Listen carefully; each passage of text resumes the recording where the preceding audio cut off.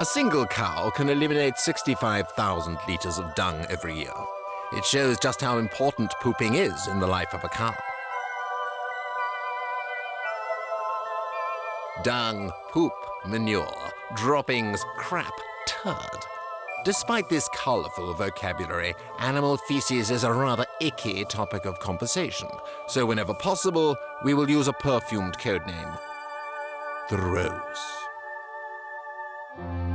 In the animal world, the rose is not just a floral tribute to yesterday's lunch. It can attract food and even tells you who's in town. But humans, too, have a good nose for using this precious substance. Fertilizers, building material, soap, beauty products, even coffee. There seems to be no limit to their use. So join us on this trip to discover their bouquet. But why do animals produce roses in so many shapes and sizes?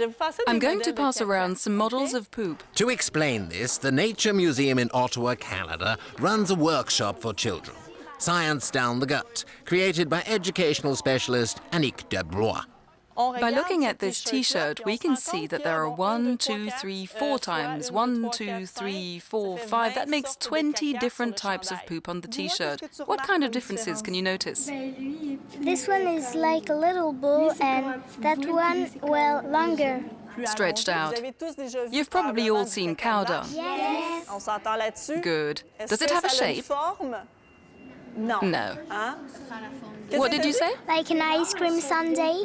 Like an ice cream sundae? The reason cows produce ice cream-shaped roses is because they chew and digest their food twice. After the first time, the digested meal travels back up the esophagus and is chewed and digested a second time.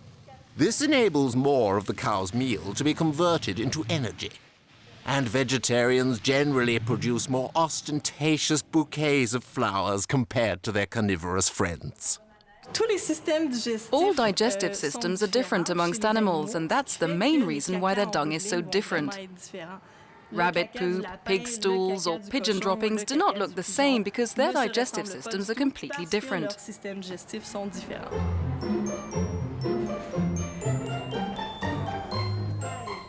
Carnivorous? Herbivorous? Omnivorous? Show me your rose and I'll tell you who you are. But it's not always easy to tell. On the right, rabbit droppings. On the left, those of the Virginia deer. This one? Yes. That one? Yes. Or the other one? That one. The coyote, as with most canines, is always long like this, with lumpy bits mingled inside. This one looks kind of like that one, but it isn't as long. It's from a smaller animal that rummages amongst our waste bins. It's from a raccoon. A raccoon, excellent. An expert eye can identify each flower, and you?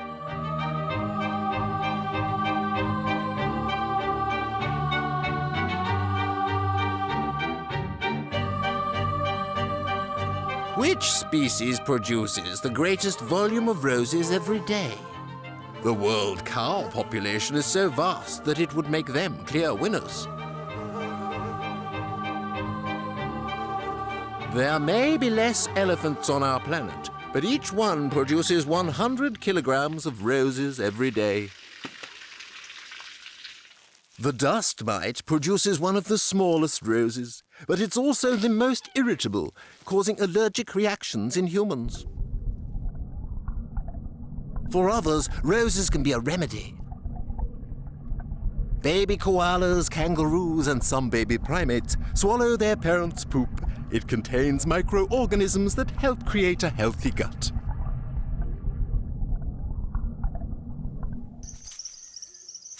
In the wild, roses are an essential source of life, delivering vital nutrients to the start of the food chain. It's a well-known fact that all tastes and colors can be found in the wild. The vulture will deliberately seek out colorful animal poop. The carotenoid pigment in poop colors his beak a handsome yellow, making him irresistible to females.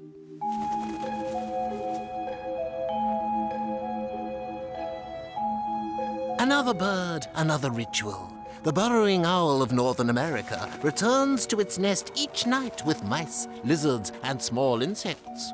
But what's most interesting is that it also brings back poop.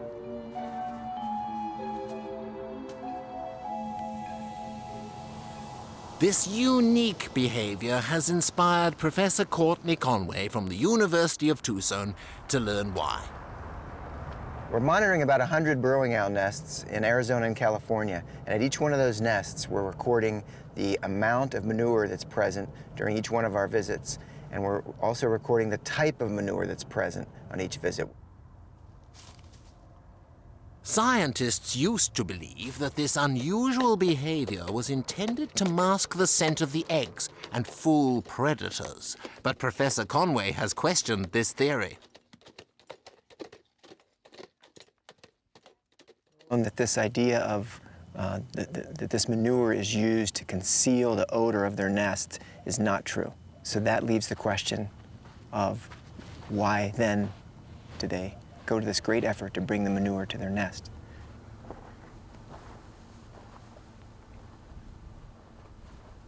Wow, look at all this manure. This is all horse manure. There's large chunks out here right in front of the nest that they've put all around here. It's cascading down the slope here. And what they'll do is they'll bring these large chunks to their nest, and then they'll rip it apart and shred it up into these smaller pieces with their bills and their talons. Our research suggests that the owls are using this manure to attract insects to their nest site so that they can then eat the insects and supplement their diet. Rather like having supper delivered to your home. The female and her offspring simply rummage through the roses to find a tasty meal.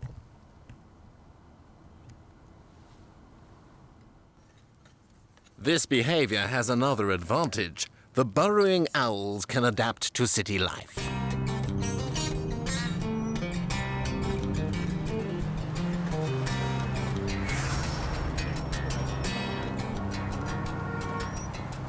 This is right in the middle of the city of Tucson. And in a park like this, a lot of people bring their dogs here and their dogs run around and they walk their dogs on the walking path over here. So I'm guessing we're going to see a lot of dog manure. Okay, there's the nest right on the other side of the curb here. The male, you can see the male's head right above the curb.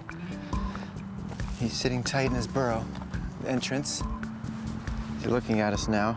We're less than 10 meters away, and he's still not that agitated. He still wants to stay there. Oh, there he goes. Animals of all sorts, including humans, but birds too, go to great extremes to remove manure from where they live. And here we have a bird that does the complete opposite. It brings manure of other organisms and goes to a great extreme to go find it in the local environment and bring it and scatter it around its nest.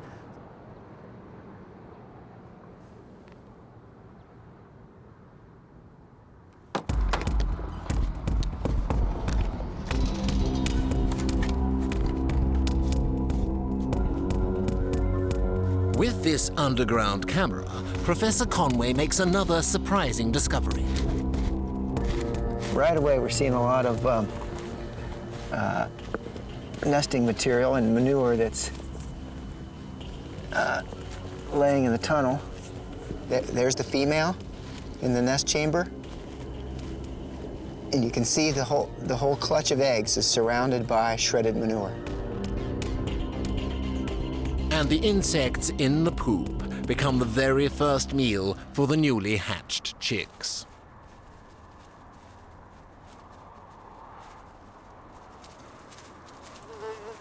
Insects are not the only animals attracted by the scent of roses. The Australian wombat, a nocturnal herbivore, always poops in high open spaces. A little floral calling card for other animals in the area. For Dr. David Jenkins, nicknamed the Poop Detective, the rose is an incredible source of information for those who know how to read them or even smell them. Hey Jess, we've got some wombat feces here, and they like to sit them on top of rocks. And it's to announce to the other wombats that there's somebody in residence and this piece of territory is occupied. The idea is that they put the feces up there and then all the other animals in the area can get the daily news, what state of reproduction the females are in, whether the males are ready to mate with them, and apart from that, just the fact that they are occupying that territory, and if you come and take over, there's going to be a fight.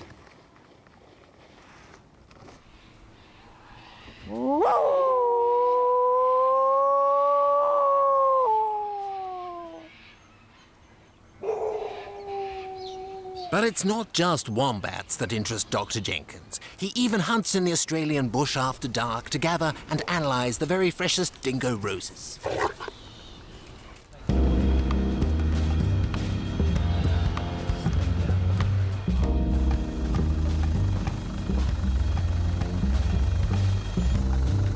The dogs are trained to sniff out a rather unusual prey.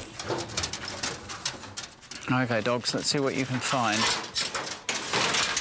Go, dogs.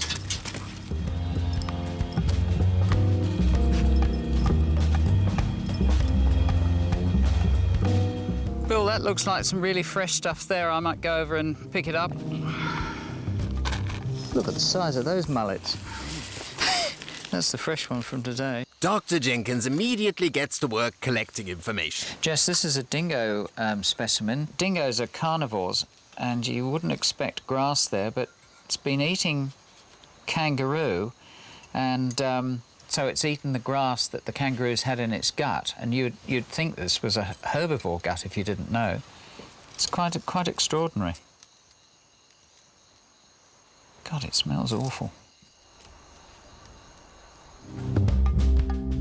Dingo doo-doo may not have the most delicate perfume, but animal roses give Dr. Jenkins vital clues about the movement and predatory behaviour of the animals in the bush.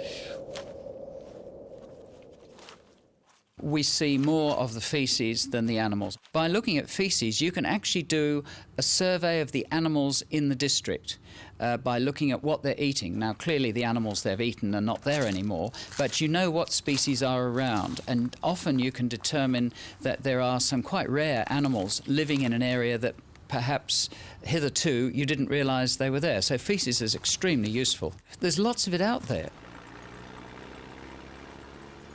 But too much poop can also be a problem. Australia was literally invaded by dung. It all started 2 centuries ago when cattle were imported to Australia for the very first time. As their roses bloomed, so did the flies. Dung was the perfect place to lay their eggs, and the flies reproduced at an alarming rate.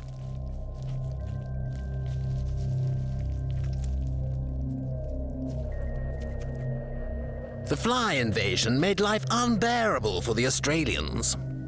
You had to spend time chasing the flies away from your eyes and face. It was a great nuisance, and one just had to put up with it because there was just no practical solution.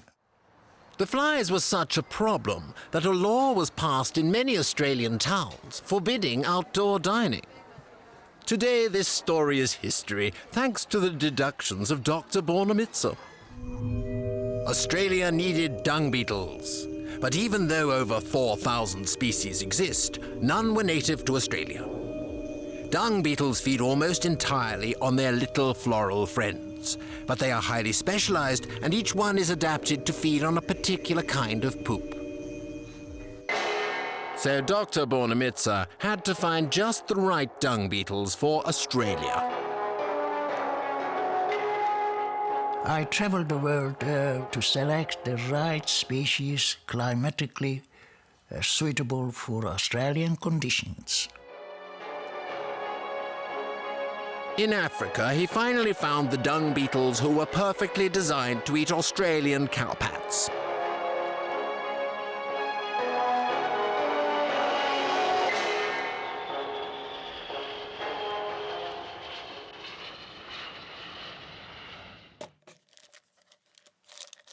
And this fecal-eating beetle set foot on the Australian continent for the very first time.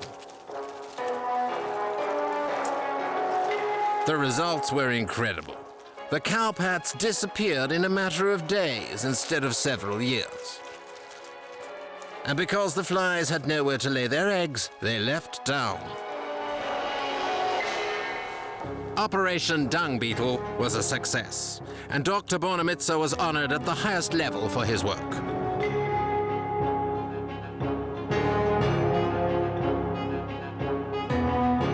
Who'd have thought that roses would bring their own reward? The research program ended in 1985, but flies and dung is still a big problem in farming areas. John Fiam, a former colleague of Dr. Bonamitsa, has come up with a solution. He's set up a company which distributes dung beetles. The farmers are very keen to get the beetles. I can only supply about 1 order in 6. Dung beetles have adapted so well to Australia that they have become an important part of its ecological balance. We need every helping hand that nature can provide to create a sustainable system in the farm lands of Australia. The cattle are only removing about 60% of the protein from the grass they eat. The other 40% of protein gets dropped on the ground, and that's what dung beetles live on.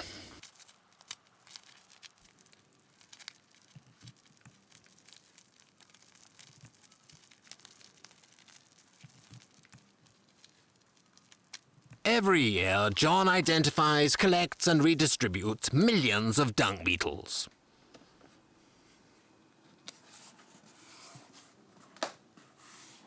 A 1,000 beetles that are sent out to a farm would eventually build up into tens of millions of beetles. We have the species here. They're often only sitting in little pockets around the country. I know where the species are, and when they become abundant enough, I'll be able to harvest them and then distribute them to areas where they are climatically suitable.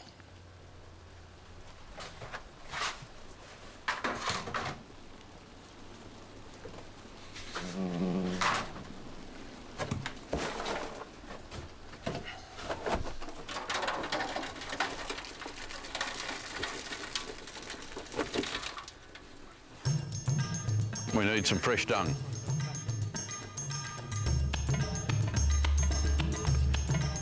How long have they been in this paddock? Only today. There you go. Come here, fellas. Beautiful. So these... Just flick them off your fingers. Put the lid back on, we don't lose too many.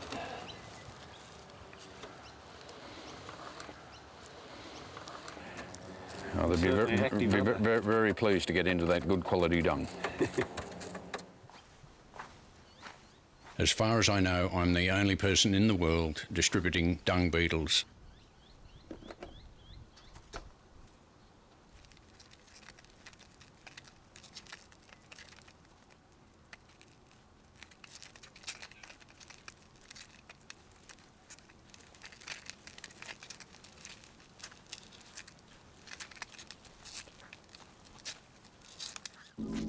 Each species is adapted to a particular type of rose. They have specialized mouthparts, and contrary to popular belief, use them not to eat the dung but to suck on the bloom's nectar. These amazing insects not only get rid of the flies, but aerate the soil and mix it with the nutrient-rich dung, making a fantastic fertilizer. Much better than any fertilizer the chemical industry can produce. Laboratory experiments have proved that millet plants grow better with cowpats, but even better with dung beetles. The natural life cycle of the Australian cowpat is restored.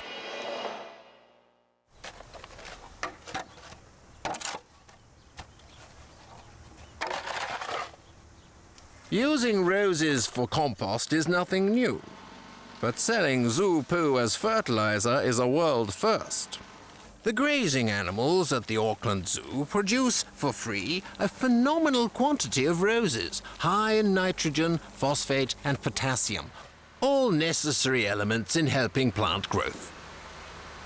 Any plant that's been put into a container, no matter how good the potting mix is that it has been put into, eventually over time, that potting mix gets depleted of nutrients and fibre. Some poop is even transformed into statues, with profits from the sale of these rare blooms financing programs to protect the animals that produce them.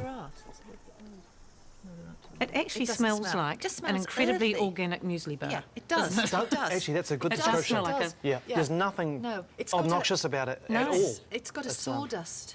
These statues would be very popular, I think, because of the concept behind this product.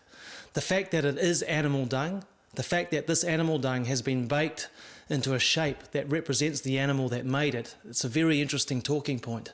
But it's also very safe to use, and it does feed your plant in a small way every time you water your plant.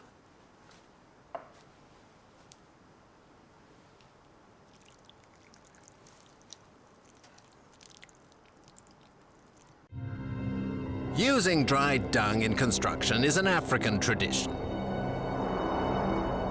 The walls of this building contain a high-quality earth from termite mounds. Such techniques fascinate architects.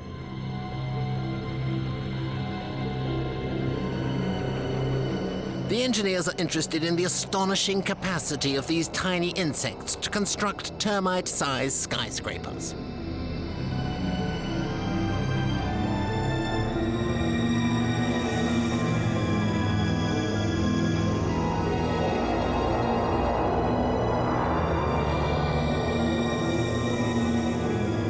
These complex cathedrals are built using a natural and efficient cement, a sticky bouquet made from termite saliva and excrement.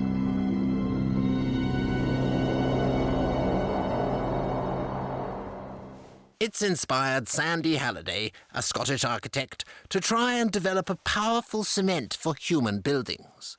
She believes that mankind did not invent cement or skyscrapers. The human equivalent of a 3-metre-high termite mound is a building 3 kilometres high. I've been really interested for some time in the prospect of studying animal architecture, but I couldn't see why anybody would give us research funding to study what's essentially spit and shit.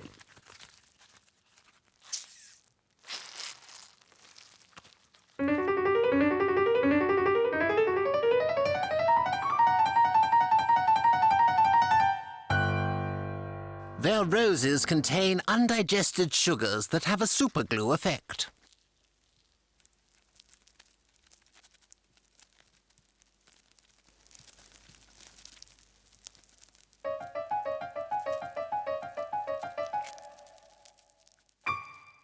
A soldier guards each building site, protecting the workers who make the cement from their stools. Once the area has been clearly identified with their antennae, the builders leak the cement, then quickly turn around to drop their grain of sand appropriately. In the future, we might find ourselves able to produce something like the kind of environmentally friendly cements which termites themselves presently produce from their own abdomens. And that would be an enormous step forward into a more environmentally friendly construction industry.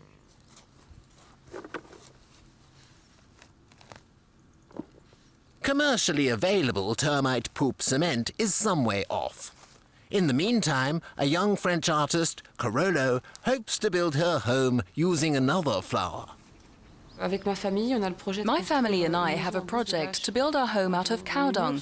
The walls will be made of cow dung and the floor will be made of cow dung too, probably mixed with lime and plaster. These are the building materials of the future because we'll need to build from natural sources that breathe yet insulate from the cold.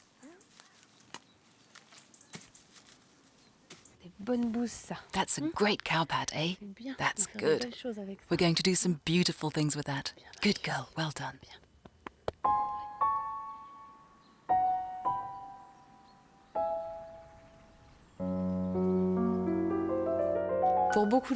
For many people, cow dung is repulsive due to its aspect and the odours it gives off. It's true that it's rather disgusting and it stinks, but for me, it's a noble substance. I wanted to prove this by exhibiting sculptures made out of cow dung.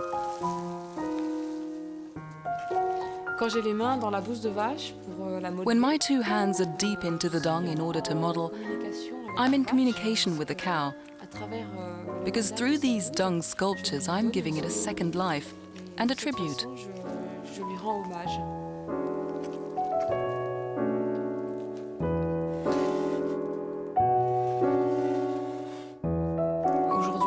Today, I'm happy because I exhibit these artworks and it's my way of taking revenge.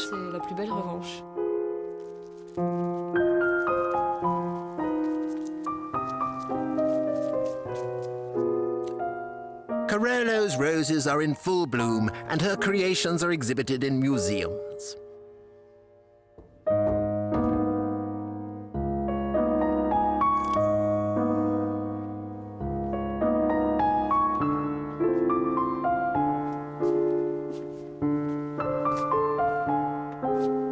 In the art world, animal poop now has a price and an artist.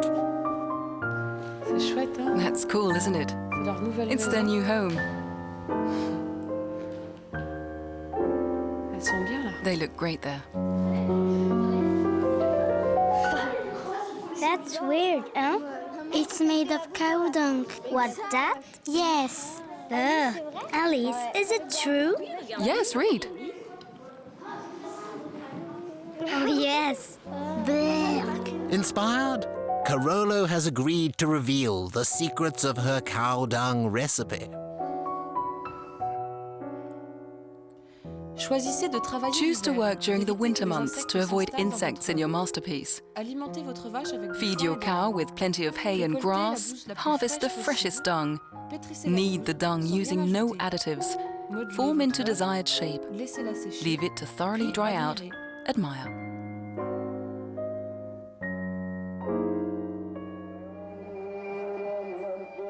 In the country of holy cows, the ancient art of decorating cow dung is an essential ingredient for the Pongal Harvest Festival. Sacred dung balls are placed in front of houses with other flowers in order to purify them. In India, we are offering some food to the souls. We have to sanctify the ground with cow dung.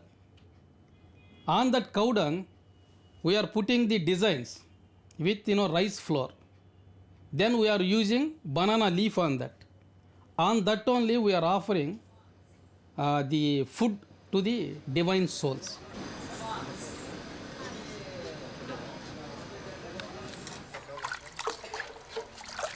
Before starting the divine design, the ground must be purified with roses drenched in water. We believe where the cow dung water sprinkled and we are doing some designs on that, the god of wealth will come. The god of wealth will like that. We are calling Mahalakshmi. Mahalakshmi will come and sit in our houses, the god of wealth. That is our beliefs.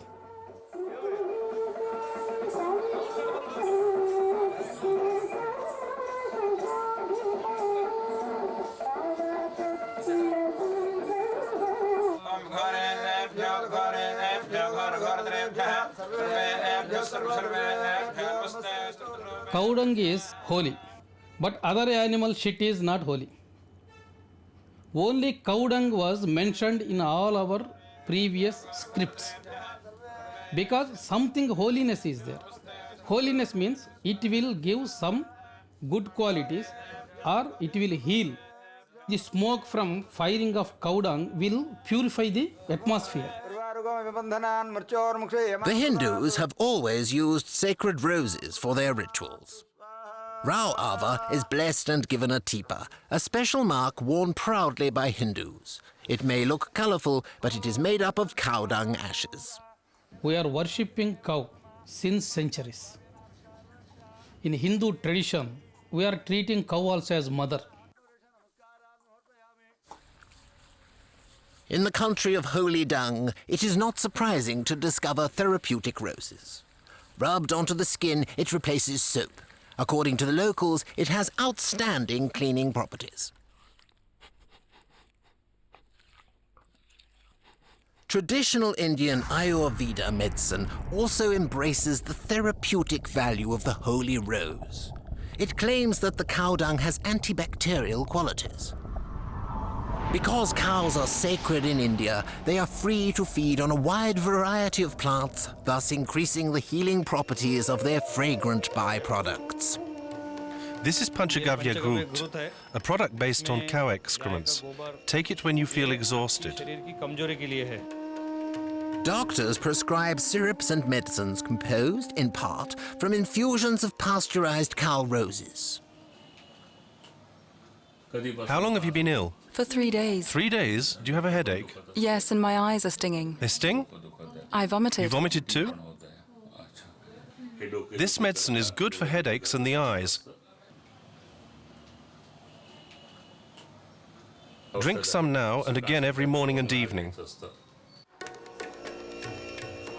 With the urbanization of Indian society, city dwellers are finding it difficult to source roses for Hindu rituals. Without cow dung, some rituals we can't celebrate. So then what happened? When we are observing the unavailability of a demandable product.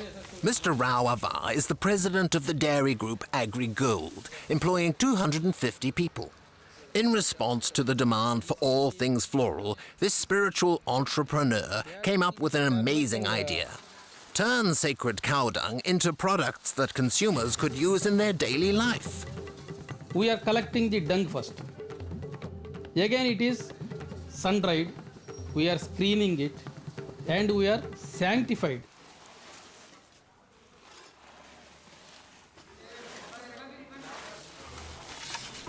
Dung powder obviously doesn't naturally smell of roses, so it's mixed with 3 ingredients: camphor, sandalwood, and the curcuma plant.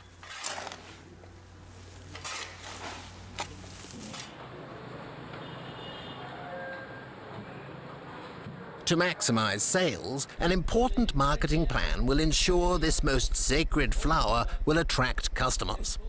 The sales projection for this year is 5 times than last year. We have to gear up the production at factory level and we have to enter contracts with the local farmers for supply of best quality cow dung. Thanks to this success story, Agri-Gold now sells a rose for every occasion. And their latest product, a dung-based incense. Marketing cow dung is a challenging thing. See, the idea is innovative. Our target is the patrons of Hinduism.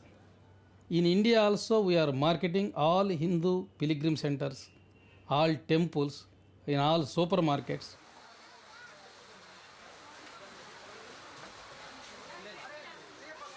One 250-gram box costs just under €0.50. Turning roses into a marketable substance is also the dream of Japanese scientists. Professor Kenji Yamamoto regularly works with the Tokyo Zoo to select the best bouquets for his research. Now that's good poop. This modern-day alchemist transforms dung into artificial vanilla, which is 150 times cheaper than the natural vanilla pod. With the huge number of cows in Japan, this could be the start of a whole new industry. There are almost 10 million cows in Japan, and each cow produces 40 tons of dung per year. As this dung is free, we want to recycle it. From the dung, we extract the polyphenol, and from there, we make artificial vanilla.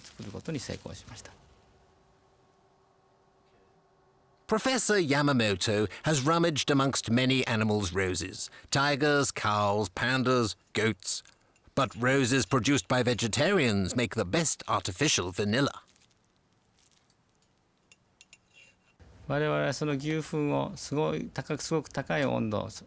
We have succeeded in extracting many polyphenols by placing the dung under great pressure at high temperatures.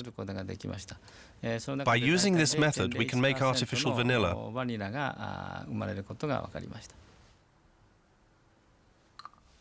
But is he wise investing so much time in this? Probably. The market for vanilla flavoring is far more important than chocolate or even coffee. Professor Yamamoto has developed a great nose for dung. He plans on making shampoos, soaps, and even cosmetics. In Japan, the fashion for applying animal dung to the face is a little like the West's tradition of washing with rose water. The tradition comes from the geishas, who use nightingale droppings to lighten their faces. A white face is the supreme symbol of beauty.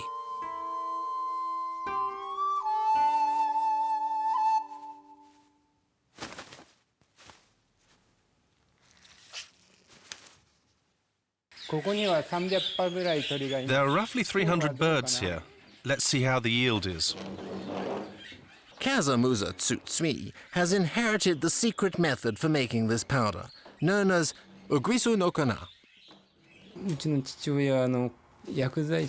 My father was a chemist.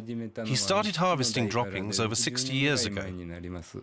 At the time, the geishas used them a lot, and it's still sold in the old parts of Asakusa in Tokyo and Gion in Kyoto, where the geishas work. So I believe they still use it.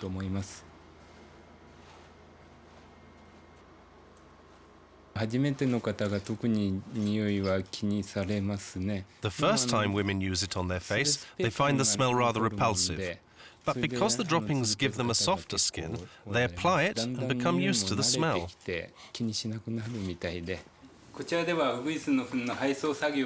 This is the warehouse where we send out the boxes of nightingale droppings.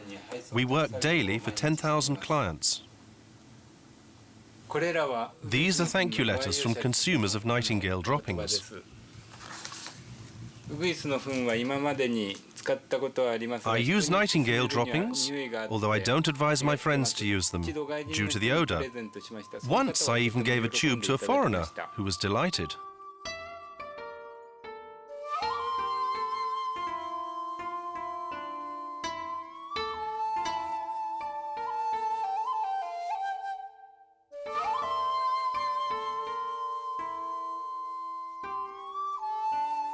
The droppings contain digestive enzymes of the nightingale. As the bird's intestine is short, there are many of these enzymes that whiten and clean the human skin.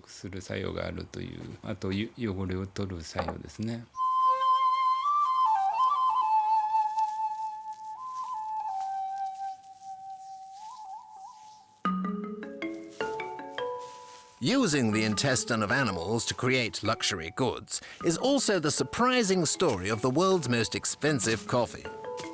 That is the signature of the civet. For more than 200 years, the natives of the islands of Sumatra have collected civet droppings, composed almost entirely of coffee beans, to make kopi luwak, civet coffee.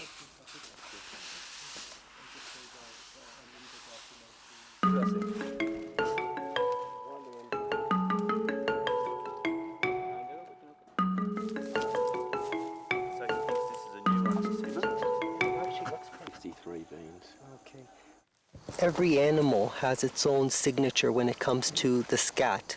Every animal has its own, including the human. And in this particular, we can say definitively that this came from the civet. In the wild, the civet looks for the best fruit on the coffee plant. It eats both the fruit and the beans. But the roses of the civet contain mainly beans. Such beans are highly sought after and sell for €500 per kilo. Is this exorbitant price because it's fashionable, or is it because of an exceptional interior roasting? To find out, the professor put his nose to the rose. When I originally received kopi luwak coffee and I had not tested it as yet, I treated the coffee as a biohazard, and therefore I did not know if there were any zoonotic diseases, which means that diseases that can be spread between animal and human. And therefore I treated the coffee with caution until I was able to run all the tests, which in fact showed me that there was no possible harm to me or anyone around me. The electron microscope gave the professor his first clues. Oh, that's a very good example, Helen. Here we have the bean that didn't go through the civet being very, very smooth, whereas the bean that went through the animal, the one that we found in the feces, has all these microfissures on here, which has been caused by the gastric juices and the enzymes in the actual GI tract of the animal. The beans undergo a softening in the digestive tract, which acts rather like a first roasting. Other tests reveal a chemical changement to the proteins in the beans. Kopi Luwak can be divided into 3 particular grades, and we have called them grade A, B, and C. What it really relates to is the amount of time that it has sat on the forest floor. The longer it sits on the forest floor after it's been deposited by the animal, the more inferior the Kopi Luwak becomes.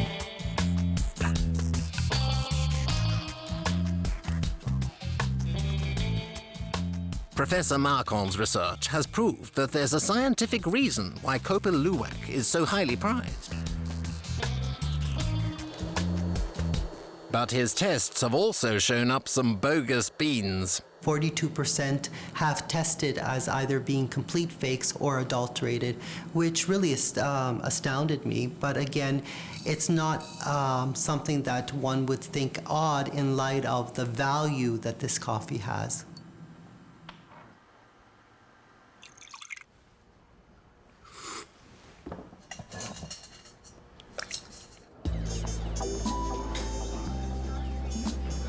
The staff at a prestigious coffee shop, where the world's finest beans are served, are involved in his latest test.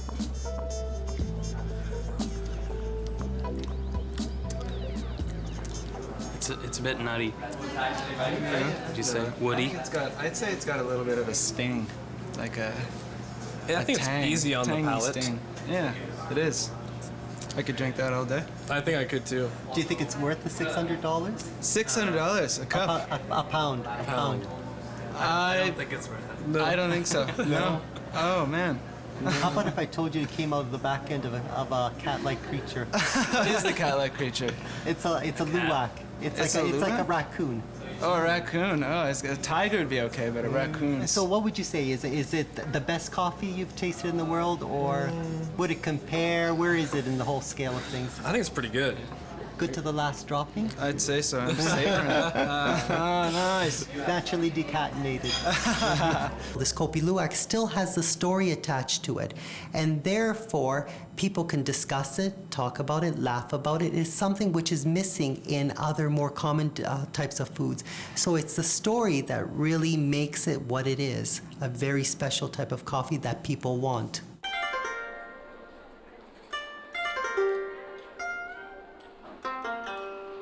Professor Marcone is now on the trail of a new fragrance, a subtle scent obtained from the rosebuds of moths.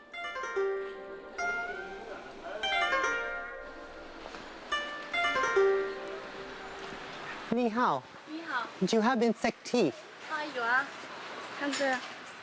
He's investigating reports of a Chinese tradition which involves feeding moths with tea leaves, collecting their droppings, drying it, and turning it into tea. Professor Marcone has yet to prove that this tea actually contains moth droppings. Truth or fiction, he is still working on the answer. But that is another story. Will there really be a war on roses? Doggy poop causes constant consternation for city dwellers.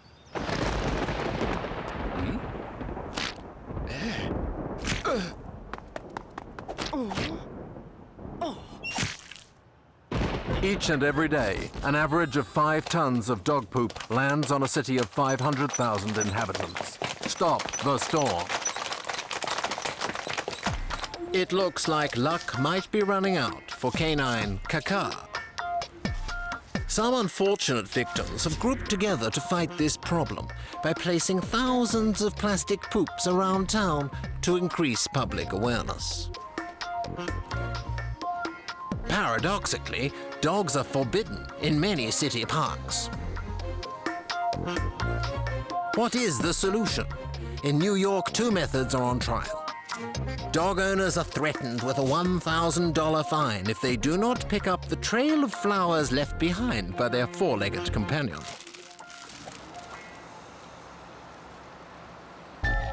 A group of American artists prefer to arouse public concern by transforming the roses into works of art. In New York City alone, there are over 2 million dogs. If each dog goes shit twice a day, that's 4 million shits.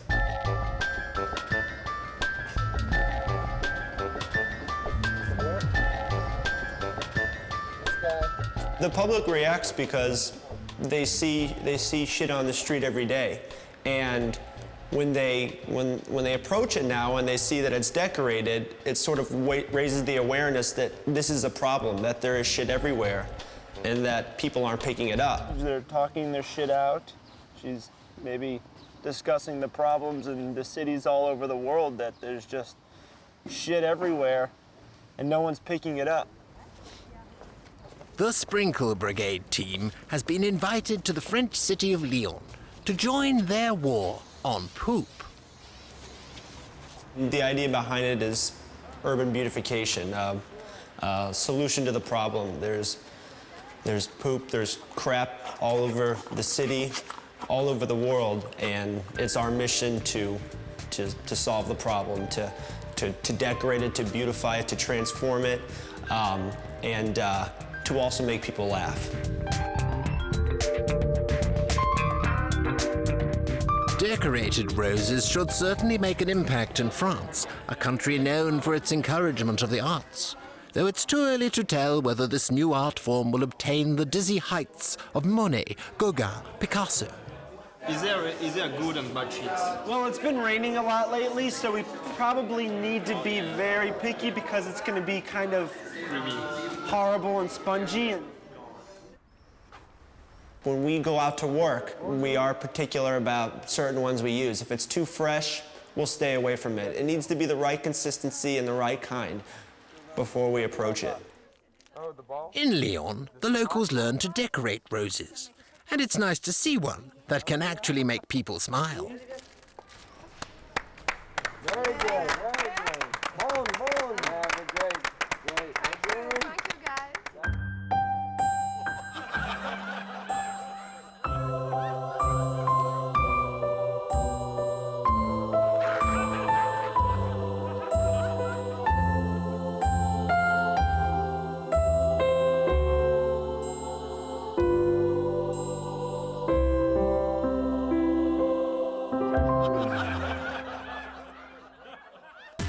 But perhaps there's an easier solution.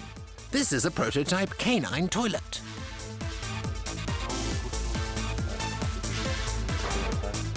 Olivier Fabre, commercial director of the company called Doublé, has patented a new invention.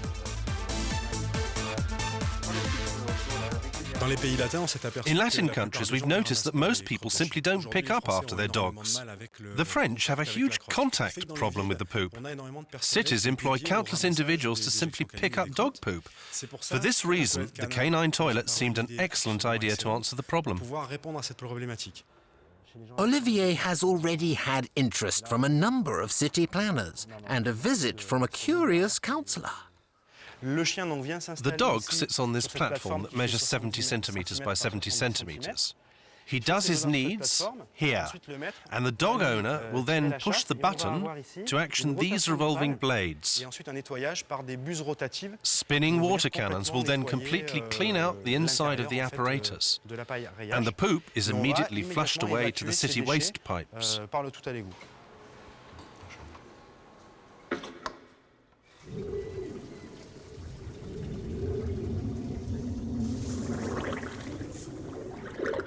That's all very well, but what proves the dog will sit precisely here to do what it needs to do? Well, nothing will prove it except the education and training that the master can give. The dog has to be trained to use this apparatus, and for a dog under 6 months old, it will take roughly 1 week of training to obtain the expected results. On the other hand, for an adult dog, we must be extremely clear about this. If the dog does not obey and you cannot train your dog to do anything, you'll never succeed. And it may well take a generation of dogs. We mustn't forget that when the first urinals came to Europe, it took a generation for the men to use them. So I cannot see why it would be different from man's best friend.